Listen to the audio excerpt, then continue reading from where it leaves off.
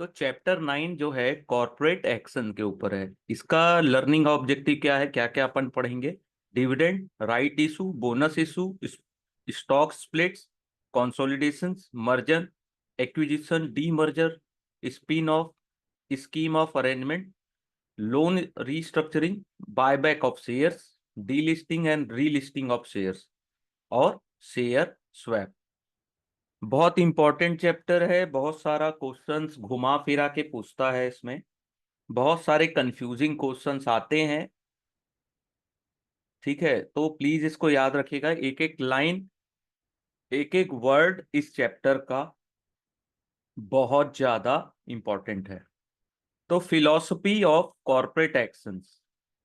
ठीक है, a company initiates several actions apart from those related to its business that have a direct implication of its stakeholders. This includes sharing of surplus with shareholders in term form of dividend. तो company क्या करती है, जो उनके पास surplus profit होता है या जो कैश होता है उसको डिविडेंड के फॉर्म में अपने शेयर होल्डर्स को डिस्ट्रीब्यूट करती है। Change in the capital structure through further issue of shares. ठीक है, एफपीओ जो आता है, बाय बैक करती है, mergers, acquisition and delisting, raising डेब्ट and others. In company that has made a public issue of share the interest of minority has to be protected. ठीक है, तो जब भी ये पब्लिक इशू होता है तो उसमें माइनॉरिटी के जो इंटरेस्ट होते हैं उनको प्रोटेक्ट किया जाता है। Corporate action are regulated by provisioning of the following. ठीक है, कौन कौन से एक्शन है? Provision of company act 2013, relevant regulation of SEBI, term of listing agreement enter into with the stock exchange. All corporate action therefore need to follow requirement prescribed by the regulation. This is include giving notice to the regulators, stakeholders, and following the disclosure norm laid down in the applicable clause. Corporate benefit and action as defined apply to all investors who appear in the register of members. If shares are held in physical forms, or investor whose name appear in register of beneficial owner maintained by the depositories. In case of dematerialized shares, in order to determine this, the company announce a record date or book closure period.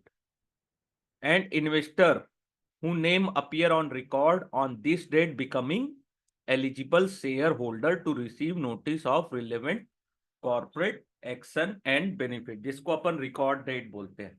ठीक है, तो वो registrar जो होता है उनके record में वो उस दिन तक आपका नाम आ जाना चाहिए, ऐसा है।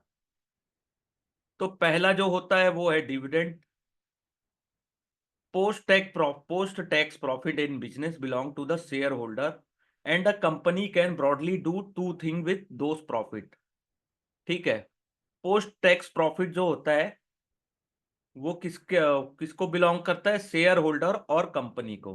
तो कंपनी क्या करती है प्रॉफिट के साथ? Retain them for investment in the business, या तो अपने पास रखती है कि वो आगे चल के और इन्वेस्टमेंट करेंगे, और return to the share holder, या तो उसको कंपनी शेयर होल्डर को रिटर्न कर देती है। If a company choose to return money to all share holder in equal portions, it is said to have a declare a dividend. तो अगर उस पैसे को सभी शेयर होल्डर्स के पास इक्वली डिस्ट्रीब्यूट या इक्वली पोर्शन में दिया जाए तो उसको बोलते हैं declare a dividend. In practice company distribute part of profit and retain part of profit in the business. ठीक है, या तो पार्ट ऑफ प्रॉफिट या ऐसा प्रॉफिट जिसको उन्होंने रिटेन करके रखा था।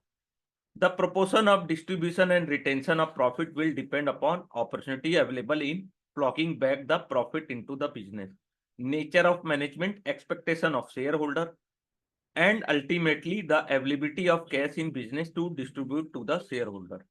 A company may declare interim dividend during the financial year and final dividend at the end of the year. ठीक है, तो इंटरिम और फाइनल, ठीक है, दो टाइप के डिविडेंड्स कंपनी डिस्ट्रीब्यूट करती है। अ कंपनी हैज टू पे dividend with in 30 day of its declaration. तो 30 दिन के अंदर कंपनी अपने डिविडेंड डिस्ट्रीब्यूट करती है, ठीक है। हैज टू पे यानी कि 30 दिन के अंदर उनको कैसे भी करना है। SEBI has mandate that listed company shall declare in rupees term. तो सेबी ने एक मैंडेट जारी किया है जिसमें जो शेयर के डिविडेंड है उनको रुपीज के टर्म में डिक्लेयर करना है on per share basis as against the earlier practice. क्या होता था कि परसेंटेज के बेस पे किया जाता था कि फेस वैल्यू के परसेंटेज में, जिससे कई बार क्या होता है इन्वेस्टर जो न्यू इन्वेस्टर आए उनको कंफ्यूजन होता है, जैसे 200%, 300%, 60%, 90%। तो उसमें बहुत ज्यादा कंफ्यूजन होती थी, इसलिए सेबी ने यह कहा कि आप डिविडेंड को रुपीस के बेस में बताएं। फॉर एग्जाम्पल,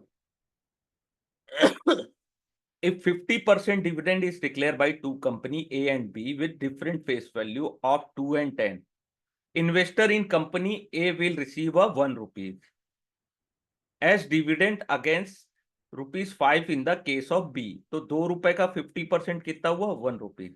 और ₹10 का 50% कितना हुआ? 5 rupees. Dividend receive by investor in two company are different even though the percentage in the same.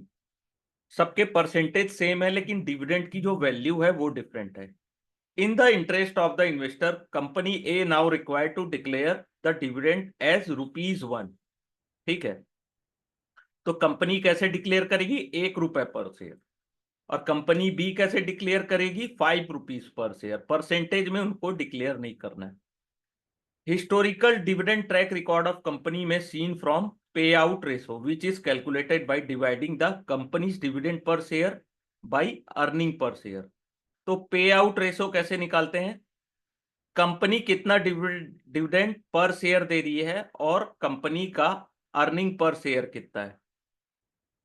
In India the entire dividend is now taxable in the hand of share holders. ठीक है, the company deduct 10% tax on dividend income more than 5,000। अगर किसी company 10% dividend आप यानी कि 10% tax आपसे deduct करेगी अगर आपका डिविडेंड इनकम 5,000 रुपए से ज्यादा है। ठीक है, 5,000 रुपए से ज्यादा आपके पास डिविडेंड रिसीव हुआ है तब। ठीक है। सेकेंड है right issue. When a company need additional equity capital it has two choice, ask more money from existing share holder or go for fresh set of investor. Company को अगर पैसे की एडिशनल कैपिटल की जरूरत है तो वो क्या करते हैं? एग्जिस्टिंग शेयर होल्डर से या तो ज्यादा पैसे मांगेंगे या फ्रेश सेट ऑफ इन्वेस्टर के पास जाएंगे जिनसे वो पैसे ले सके। If company choose later issue share to fresh set of investor, proportionate holding of existing share holder get diluted. अगर फ्रेश शेयर नए इन्वेस्टर्स को अगर इशू करती है तो क्या होता है? एग्जिस्टिंग शेयर होल्डर्स की जो होल्डिंग है वो डाइल्यूट होती है। एग्जाम्पल, अ कंपनी में have 10 lakh share of 10 rupees each amount in a issued and paid up capital of 1 crore. If it is issue another 10 lakh share to fresh set of investor to increase its capital, the proportion held by existing shareholder will come down by half as the issue and paid up capital has doubled. This is called a dilution. ठीक है, 10 lakh shares है, ₹10 each के, तो उनके पास 1 करोड़ की paid up capital है। अगर 10 lakh share और इशू करते हैं fresh set of investor to increase capital, तो उससे क्या होगा? एग्जिस्टिंग शेयर होल्डर्स का जो होल्डिंग है वो डाउन हो जाएगा और पेड अप कैपिटल डबल हो जाएगी। To prevent this, company required that company which want to raise more capital through a issue of share must first offer them to existing shareholder, and such as offer of share is called a right issue। ठीक है, इसको right issue कहते हैं। क्या करती company? जो existing share holders हैं उनसे पहले पैसे मांगती है उनको राइट इशू करके। तो राइट इशू कैसे इशू किया जाता है अपन देखते हैं। Subscribing to the right issue is choice and not compulsion for investor. They may buy share offer to them under right issue or let the choice expire without any action. तो जैसे अपन को अगर राइट इशू मिलता है तो या तो अपन उस उसके तहत शेयर खरीद सकते हैं, या तो उसको ऐसे ही एक्सपायरी होने दे सकते हैं, ठीक है। या फिर जो अपने को राइट इशू मिले हैं उसको हम किसी दूसरे को सेल कर सकते हैं, ठीक है, without consideration. This is called renunciation of right. ठीक है, जो अपने को राइट इशू 10 रुपया, जैसे शेयर की वैल्यू 100 रुपया है और अपने को राइट इशू 10 रुपये में मिला, तो अपन उसको किसी और को भी सेल कर सकते हैं, ठीक है। This is called renunciation of right. Right entitlement को also get traded on stock exchange. तो आपने देखा होगा राइट इशू भी जो आरई आते हैं वो भी ट्रेड करते हैं स्टॉक एक्सचेंज में फॉर डिफाइंड पीरियड, ठीक है। Share under right issue are generally offer at discount to prevailing market price. जो शेयर राइट इशू में ऑफर किए जाते हैं उनका जो मार्केट प्राइस होता है वो थोड़ा कम होता है। If price under a right issue is higher than market price of stock, investor would be better off buying share from market without subscribing to the right issue। अगर प्राइस राइट इशू से ज्यादा है, ठीक है, under a right issue ज्यादा है, तो investor क्या करेगा, मार्केट से खरीद लेगा, उनको राइट इशू की जरूरत क्या है। जैसे एक एग्जांपल है, a share holder A has 10 share of company whose share price is 100।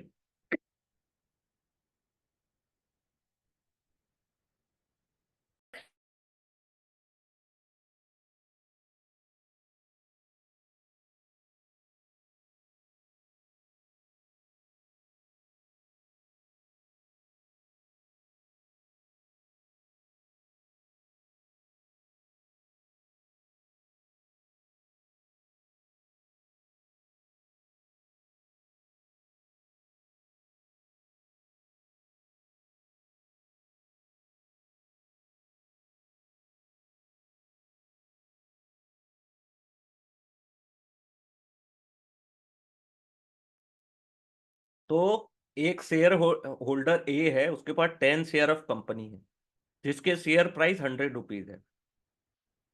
अगर कंपनी को और कैपिटल की नीड है तो वो क्या करेंगे, it could get this capital from existing share holder by offering share at discount price. The number of discounted share holder can buy depend on number of share held by him और the ratio offer under the right issue, ठीक है। तो उनको discount rate पे offer किए जाते हैं, जो एग्जिस्टिंग शेयर होल्डर है उनको डिस्काउंट रेट पे शेयर ऑफर किए जाते हैं। Number of discounted share can be depend on number of shares. तो एग्जांपल यहां दिया है, if the company issue 1 or 2 right issue at 70 per share, share holder A will have right to buy 1 share for every 2 share held by him at 70। As A has 10 share, he can buy 5 more share at rupees 70। In practice, company allows shareholder to apply for additional share beyond their entitlement because some shareholder may neither apply for share under their entitlement or transfer their right to others। Those share may be available for issuance to the shareholder who desire additional shares। तो जिनको additional share चाहिए तो जो वो listed आरई रहती है जो market में ट्रेड करती है उसको भी बाय करके कई लोग और ज्यादा शेयर्स खरीद सकते हैं। A right issue of share must follow all SEBI regulation on issue of share। A listed company making right issue shall fix a record date to determine the eligibility of the right। The company must issue a letter of offering giving detail of the issue including the purpose for which fund are being raised। The draft letter of offer must be filed with SEBI। An arbitrage letter of offer must be dispatched to all investors at least 3 days before the issue open. Investor can also apply for a plain paper if they don't receive the application form. तो जो right issue होते हैं वो minimum या तो a right issue is open for subscription for minimum period of 15. जो open होते हैं वो मिनिमम 50 डेज के लिए, 15 दिनों के लिए, और मैक्सिमम 30 दिनों के लिए इशू होते हैं। ठीक है।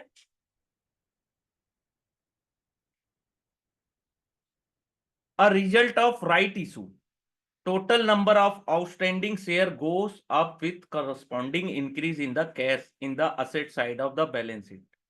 If all shareholders subscribe to their full entitlement and right, their proportionate ownership remain unchanged and number of share held by them goes up.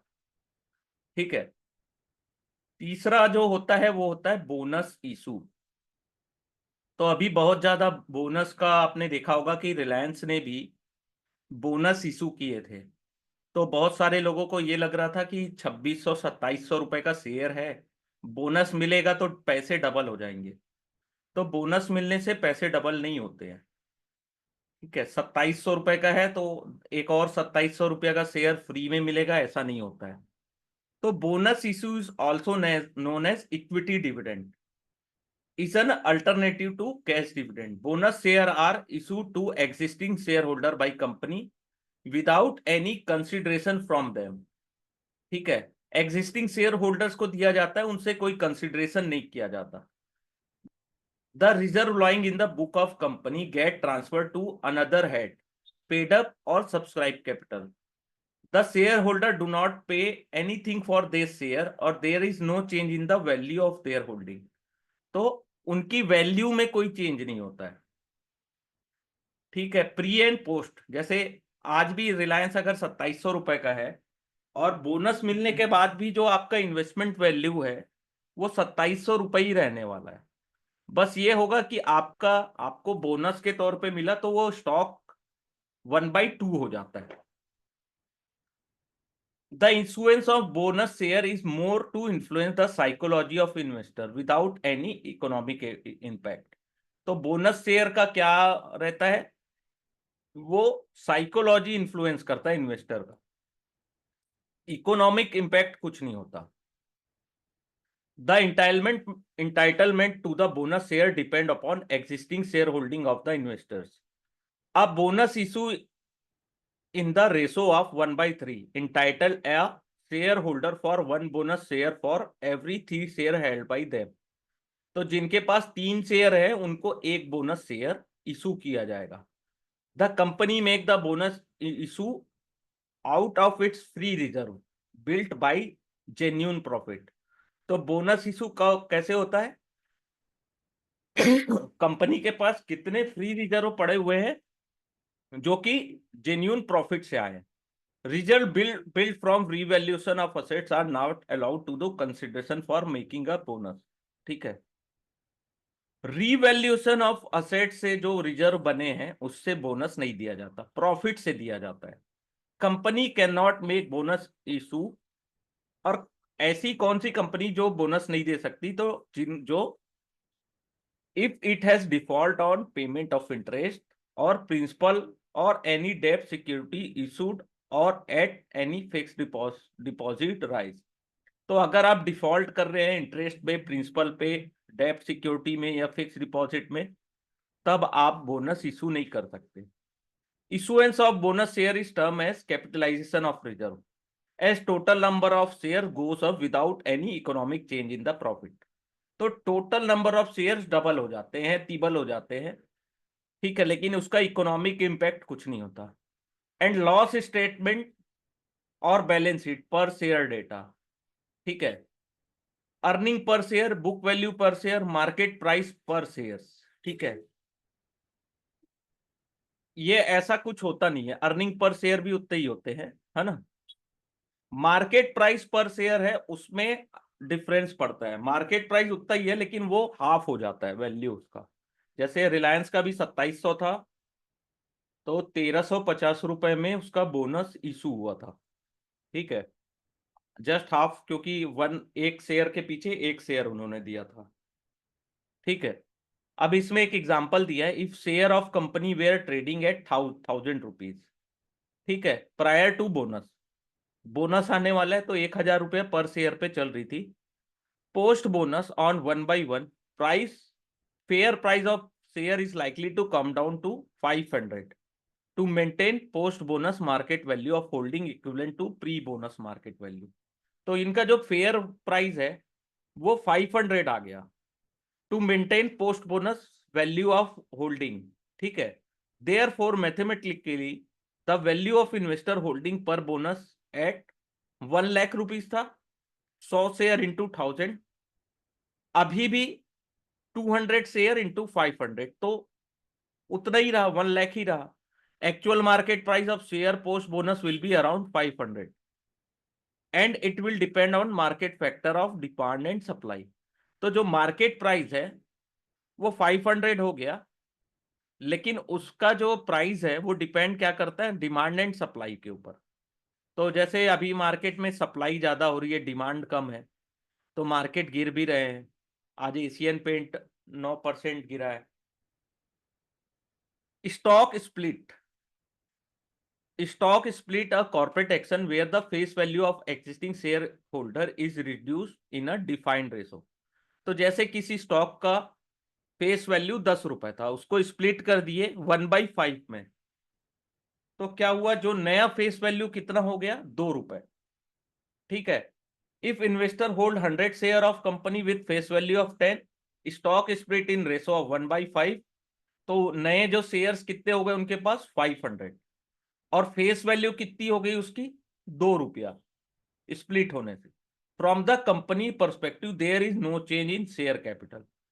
तो इसमें भी कोई शेयर कैपिटल चेंज नहीं होती, केवल शेयर के नंबर्स है वो बढ़ जाते हैं।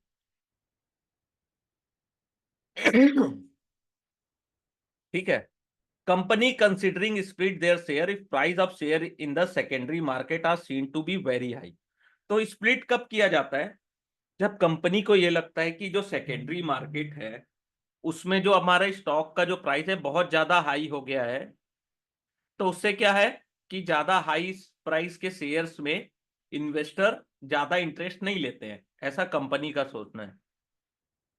तो क्या करती कंपनी, स्प्लिट कर दी, तो उससे क्या होता है, शेयर का प्राइस डाउन हो गया, कम हो गया। ठीक है, और स्प्लिट होने से क्या होता है, लिक्विडिटी आती है। जैसे कोई शेयर 10,000 का है तो एक शेयर की कीमत 10,000, लेकिन वही अगर स्प्लिट हो जाए 1/10 में तो 10 शेयर आ जाएंगे। तो 10 शेयर में लिक्विडिटी बनती है ना, 10 शेयर आ गए, वॉल्यूम बढ़ता है। Similar to bonus, split is also book entry result in increase of number of outstanding share in the book of company। तो इसमें क्या होता है, आउटस्टैंडिंग शेयर जो है उनके नंबर इंक्रीज हो जाते हैं with reduce face value, face value reduce करके, विदाउट एनी इकोनॉमिक बेनिफिट, इससे कोई इकोनॉमिक बेनिफिट कंपनी को नहीं होता है। We may say that share split is also to influence the psychology. तो सेम है psychology of investors and impact liquidity in market place. तो लिक्विडिटी भी इंप्रूव होता है शेयर का। ठीक है, as the total number of share go up without any economic change in profit and loss statement of balance sheet per share capital witness immediate deterioration, however as shareholder proportion honor remain unchanged and number of share held by them go up। तो जो value है वो तो नहीं बढ़ी shares की, ठीक है, 10,000 रुपया था तो 10 ही हजार है, लेकिन हमारे पास शेयर का जो संख्या है, नंबर्स, वो बढ़ गए। ठीक है, जैसे यहाँ एग्जांपल दिया है कि जो एसबीआई का शेयर है उसकी फेस वैल्यू 10 रुपया थी, ठीक है, 2 रुपीज 1 हो गई। कैसे, उसको जब स्प्लिट किया गया, तो share holder holding 1 share of face value of 10 will now hold 10 share each with 1 rupees value. तो एक समय स्टेट बैंक 2700 रुपया में चल रहा था, तो उसको जब स्प्लिट कर दिया गया तो उसकी वैल्यू आई 295 रुपए। ठीक है, the value of share holder holding was around 2700। ठीक है, तो वैल्यू कितना था, 2700 रुपया। लेकिन पोस्ट स्प्लिट क्या हुआ, वैल्यू ऑफ होल्डिंग गोस थोड़ा सा ऊपर गया 2950। अब उसमें क्या होता है, कई बार स्प्लिट होने के बाद प्राइस ऊपर नीचे भी होता है, तो 295 चला गया, अच्छी बात है, तो मार्केट है तो प्राइस तो ऊपर नीचे जाते ही रहते हैं।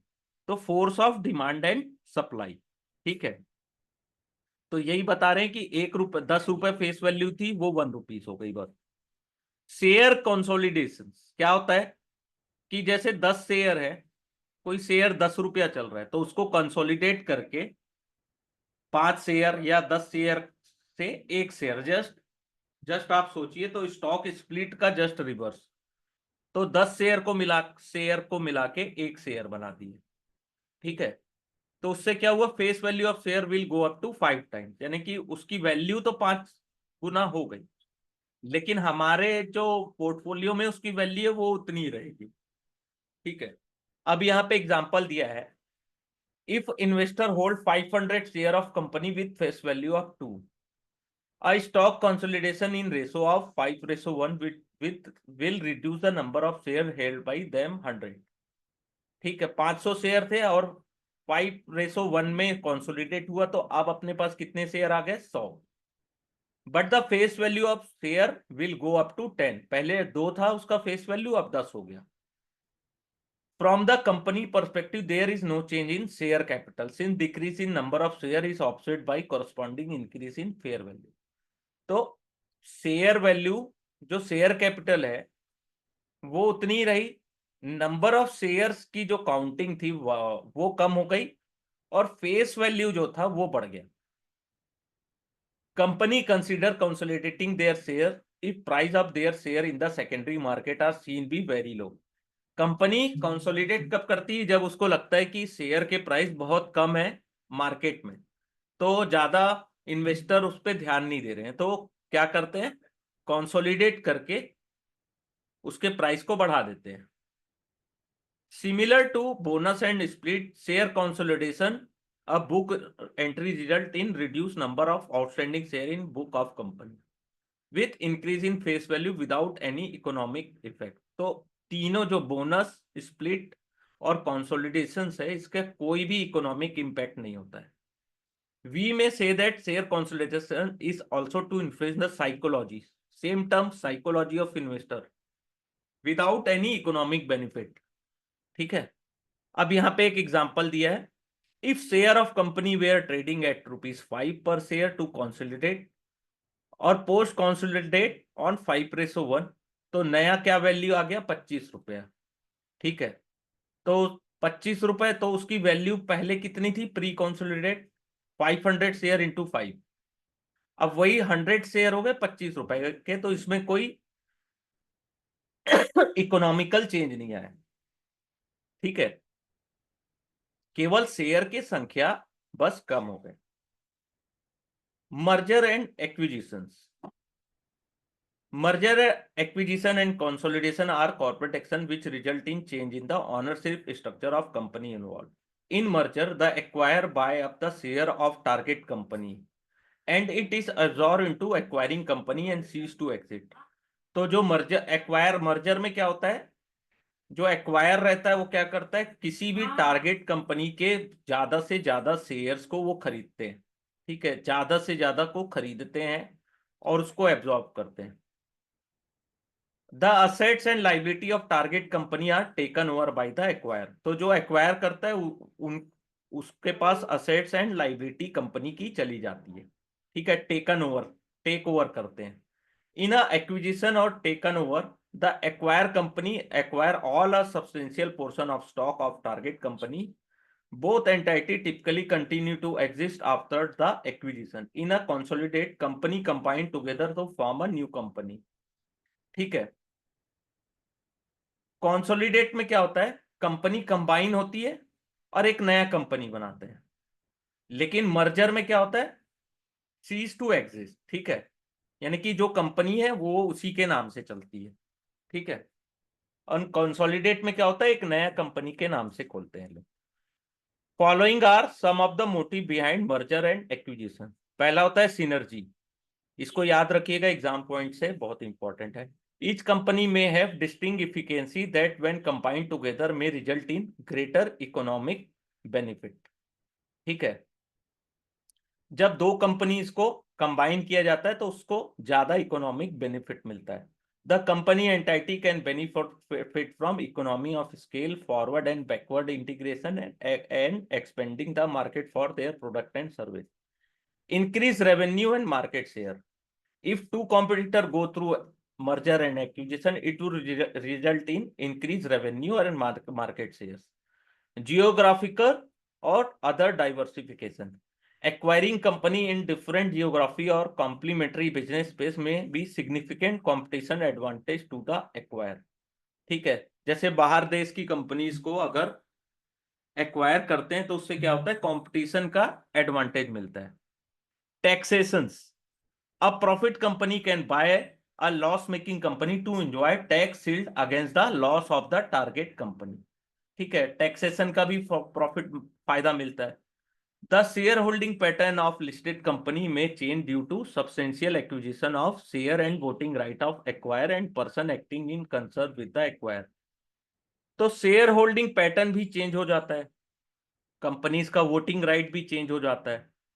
SEBI acquisitions of share and takeover regulation 1997 provide relevant trigger and requirement for a acquire and offer a opportunity to public shareholder to exist from the company in such situation or if they choose so. ठीक है, तो सेबी के 1997 के rule के अनुसार acquisition और take over में public share holders को भी एक अपॉर्चुनिटी मिलती है कि आप चाहे तो एग्जिट कर सकते हैं अगर आपको करना चाहे तो. Demerger and spin off. ठीक है, a spin off occur when company crave one or more of its existing business to a separate company. In case of spin-off, the shareholder of record date will be eligible to receive share in the new company in proportion to the share they held in the parent's company. ठीक है, spin off क्या होता है कि एक कोई business है उसको तोड़ के टुकड़े टुकड़े में बांट दिया जाता है. ठीक है, और इसके एक रिकॉर्ड डेट भी होता है, तो उस रिकॉर्ड डेट से पहले आप रखेंगे तो आपको न्यू कंपनी के भी उस प्रोपोर्शंस में शेयर्स मिलेंगे. जैसे 2018 में अडानी इंटरप्राइज ने स्पिन ऑफ किया था, spun off renewable energy business को new company Adani Green Energy Limited में कन्वर्ट किया था. तो क्या हुआ था, शेयर होल्डर्स को कितने मिले थे शेयर्स, 761 अगेंस्ट 1000. ठीक है, वैसे ही 2015 में अडानी इंटरप्राइज ने स्पिन ऑफ किया था पोर्ट पावर और ट्रांसमिशंस के बिजनेस को. तो अडानी पोर्ट एक कंपनी बनी थी और एक अडानी ट्रांसमिशंस एक कंपनी बनी थी. ठीक है,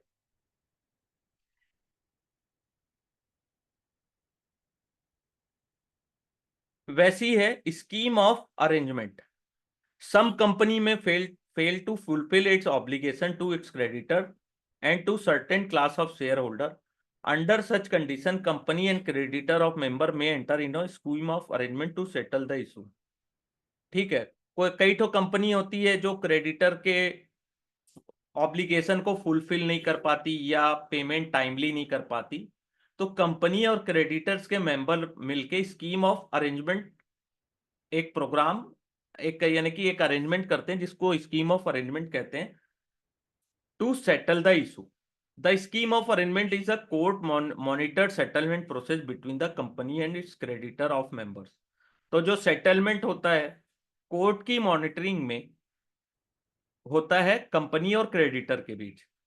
it typically involve or reorganisation of share capital of the company. तो क्या होता है, शेयर कैपिटल को रीऑर्गेनाइज किया जाता है इसमें.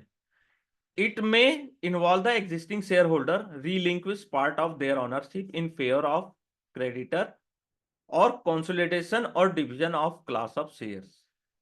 Under Section 230 of Companies Act 2013, scheme of arrangement can sort by the company and its credit members. ठीक है, स्कीम ऑफ अरेंजमेंट होता है कंपनी और क्रेडिट मेंबर्स के बीच।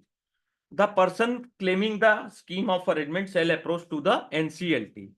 स्कीम ऑफ अरेंजमेंट के लिए एनसीएलटी के पास जाना पड़ता है, नेशनल कंपनी लॉ ट्राइब्यूनल, इसका फुल फॉर्म भी पूछता है कई बार। The tribunal then order the meeting between company and its creditor to arrive a compromise or arrangement. तो जो ट्राइब्यूनल्स रहते हैं वो मीटिंग को फिक्स करते हैं कंपनी और क्रेडिटर के बीच कि तुम्हारे बीच में कंप्रोमाइज या अरेंजमेंट हो जाए। एक होता है loan restructuring.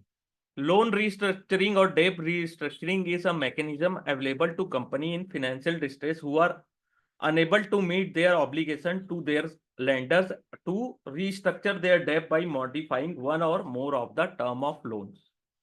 This may include the amount of loan, rate of interest and mode of payment. तो लोन रीस्ट्रक्चर किया जाता है तो क्या क्या होता है? Amount of loan, rate of interest और मोड ऑफ पेमेंट, फंड और इक्विटी इन कंपनी। ठीक है, ये सबको रिस्ट्रक्चर किया जाता है। And term of loan so the repayment obligation with in the payment capacity of the borrower. ठीक है, तो इतनी सारी चीजें इसमें की जाती है, तो ओवरऑल रिस्ट्रक्चर किया जाता है। ठीक है, एक होता है बाय बैक ऑफ शेयर, ये बहुत इंपॉर्टेंट है। A company may deploy excess cash on to the balance sheet in various वे।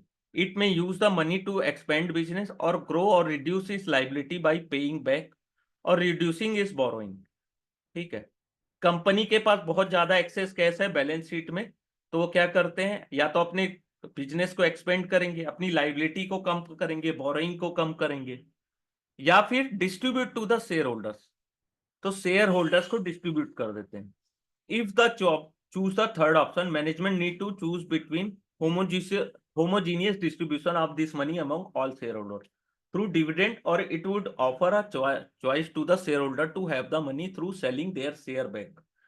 तो एक होता है डिविडेंड देना, दूसरा एक चॉइस क्या देती है कि जो शेयर होल्डर्स है उनको बोलती है कि आप, हम एक प्राइस फिक्स कर रहे हैं, उतने में आप चाहें तो हमको ये शेयर वापस बाय बैक कर दीजिए in kind of term of enhance value of such share in term of earning per share और बुक वैल्यू पर शेयर। ठीक है, तो अर्निंग पर शेयर और बुक वैल्यू पर शेयर बढ़ने से। ठीक है, अब इनका मोटिव क्या होता है बायबैक का? To give a value boost to the stock. ठीक है, वैल्यू बूस्ट करने के लिए स्टॉक का, अगर स्टॉक अंडर वैल्यू है तो। एक्सेस कैश और lack of profitable investment opportunity. ठीक है, buy back as a confidence building measures, buy back as a defensive strategy against a potential take over, buy back to reduce equity and resultancy increase in leverage of company, buy back to diffuse the impact of dilution in promotion holding on account of employ stock option plan. ठीक है, ये इनके फायदे होते हैं। ठीक है, कोई भी कंपनी अगर बाय बैक कर रही है यानी कि उनका मैनेजमेंट अच्छा है, उनके पास पैसे ज्यादा पड़े हुए हैं। ठीक है, buy back of share can be done only out of reserve and surplus available with the company. तो बाय बैक किससे किया जाता है? जो रिजर्व है और जो सरप्लस है उनसे। The share bought back are extinguished by the company with stipulated time frame and that lead to the reduction in share capital। ठीक है, एक टाइम फ्रेम में होता है और बाय बैक करने से क्या होता है? शेयर कैपिटल रिड्यूस होता है। To be eligible for share buyback, company should have not defaulted on payment of interest or principal on debenture, fixed deposit or any other borrowing। अगर कंपनी को buyback के लिए एलिजिबल होना है तो interest payment, debentures, fix deposit या principal payment में कभी डिफॉल्ट ना करे, तब बायबैक के लिए कंपनी एलिजिबल है। The share holder can bought back using the tender method by making a offer of existing shareholder or proportionate basis or from the open market through a book building process or through the stock exchange or from odd lot holders। The company need to pass special resolution specify time frame for buyback and maximum price at which the buyback will be made। तो company क्या करती है? Special resolutions लाती है जिसमें time frame और maximum price भी लिखा रहता है बायबैक का। as buyback of share result in reduction of outstanding shares. If there is no change in the profit and loss, it will result in increase EPS. तो एक तो outstanding shares reduce हो जाते हैं, सेकंड ईपीएस भी company की improve हो जाती है. The share holder may also enjoy higher dividend on each of their share. तो बायबैक के बाद जो शेयर होल्डर हैं उनके पास डिविडेंड भी ज्यादा रिसीव होता है. ठीक है. Assuming the market of share based on earning remain same pre and post buyback. अब होता है डीलिस्टिंग एंड रीलिस्टिंग. इससे बहुत सारे क्वेश्चंस आते हैं. Delisting of share refer to the permanent removal of share of company from being listed on the stock exchange. Delisting यानी कि परमानेंट रिमूव कर रहे हैं हम कंपनी को कि वो कभी स्टॉक एक्सचेंज में लिस्ट नहीं हो पाएगी. तो डीलिस्टिंग में भी कंपलसरी और वॉलंटरी. डीलिस्टिंग क्या होता है, कंपलसरी है या तो वॉलंटरी है. In compulsory delisting the share are delisted on account of non compliance to regulation or clause of listing agreement by the company. तो कंपलसरी डीलिस्टिंग कब होती है, जब रेगुलेशंस अकाउंट का के नॉन कंप्लायंस हो रेगुलेशंस में, और क्लॉज ऑफ लिस्टिंग एग्रीमेंट अगर फॉलो नहीं कर रही है कंपनी तो कंपलसरी डीलिस्टिंग होगी. वॉलंटरी में क्या होगा, company choose to get the share delisted and go private. तो वॉलंटरी डीलिस्टिंग में क्या होता है, कंपनी क्या करती है, अपनी शेयर्स को डीलिस्ट करके प्राइवेट में चले जाती है. द मोटिव में range from regulatory reporting complexity. अब इसका मोटिव क्या रहता है, क्योंकि जो सेबी बहुत सारी रेगुलेशन रिपोर्ट मांगती है उसकी जरूरत नहीं पड़ेगी. compliance overhead to merger and acquisition and sometimes have the freedom to execute a change strategy. Any voluntary has to happen as defined in the regulation by SEBI. तो जो वॉलेंट्री डीलिस्टिंग होती है वो सेबी के रेगुलेशन के अनुसार ही होती है. SEBI regulation among things required that promoter group provide an exit opportunity to all shareholders. तो अगर आप डीलिस्ट कर रहे हैं तो आपको जो शेयर होल्डर्स हैं उनको एक अवसर देना होगा एग्जिट करने का. Under this system the promoter need to specify the floor price. Share holder then specify the price at which they are willing to sell the share. ठीक है. प्रमोटर अपना फ्लोर प्राइस रखते हैं लेकिन शेयर होल्डर अपना specify price रखते हैं जिसमें वो वापस आपको देंगे शेयर्स, है ना. अब promoter can accept the bid price, reject the bid price. जो अब शेयर होल्डर जो प्राइस रखते हैं उसको या तो प्रमोटर एक्सेप्ट कर सकते हैं, रिजेक्ट कर सकते हैं, और provide a counter offer to the public. Voluntary delisting can go through only promoter holding in the entity cross 90%. तो वॉलंटरी डिलिस्टिंग किसमें होती है, जिसमें promoter holding in entity cross 90% से ज्यादा हो. If that is not possible, then company cannot delist. Further, at least 25% of public shareholders should participate in reserve book building. या फिर